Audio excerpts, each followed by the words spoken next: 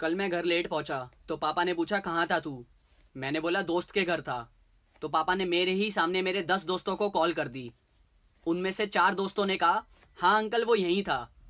3 दोस्तों ने कहा कि हाँ अंकल वो अभी अभी गया है। 2 दोस्तों ने कहा अंकल वो हमारे साथ ही है, पढ़ाई कर रहा है, कहो तो फोन दूं उसे। और एक दोस्त ने तो सारी हदें ही पार कर दी। मेरी ही आवाज में बोला हाँ पापा बताओ क्या हुआ। कमीने दोस्त।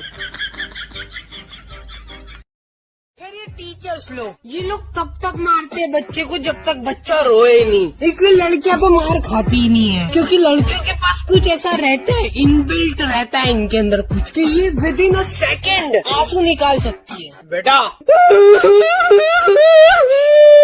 बेटा बेटा अभी तो मैं कुछ करा भी नहीं है। बेटा बैठ जाओ, चुपचाप जाओ, बैठ जाओ, बैठ जाओ।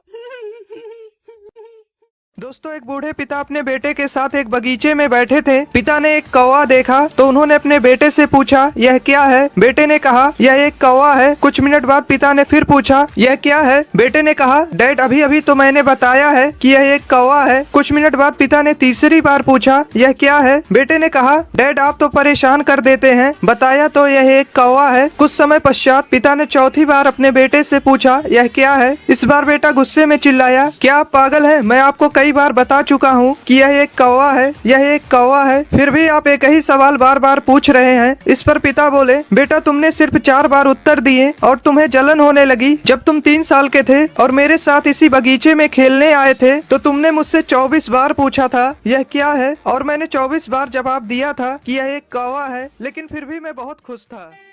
दोस्तों, एक 13 साल के लड़के को उसके पिता ने एक पुराना टी शर्ट दिया और पूछा इस टी शर्ट की कीमत क्या होगी। लड़का बोला शायद $1। पिता बोले तुम्हें इसे $2 में बेचना है। लड़के ने टी शर्ट धोया और अगले दिन 7 घंटे की कोशिश के बाद वह टी शर्ट बेचने में कामयाब रहा। 10 दिन बाद पिता ने उसे फिर से पुराना कपड़ा दिया और कहा इस बार तुम्हें इसे $20 में बेचना है। लड़का सोच में पड़ गया कि वह $2 लायक कपड़े को $20 में कैसे बेचेगा। उसे एक आइडिया आया। उसने अपने भाई से कपड़े पर मिकी माउस का फोटो बनवा लिया, फिर उसे एक अमीर बच्चों के स्कूल में जाकर $20 में बेच दिया। लड़का घर पहुँचा तो उसके पिता ने उसे एक और कपड़ा दिया और कहा क्या तुम इसे $200 में बेच सकते हो। इस बार तो लड़के का दिमाग हिल गया कि $20 लायक कपड़े को $200 में कैसे बेचेगा। लड़का कपड़ा बेचने के लिए निकल पड़ा। दोपहर हो गया लेकिन शर्ट बिका नहीं। तभी उसने देखा कि एक जगह भीड़ लगी हुई है। पास जाकर देखा तो लोकप्रिय एक्ट्रेस फराह आई थी। प्रेस कॉन्फ्रेंस के बाद लड़का फराह के पास पहुंचा और कपड़े पर उनका ऑटोग्राफ मांगा। फराह ने खुशी खुशी कपड़े पर अपने हस्ताक्षर किए। फिर लड़का उसे बेचने के लिए बाजार गया और एक बिजनेसमैन जो कि फराह का बहुत बड़ा फैन था उसे $1200 में। मम्मी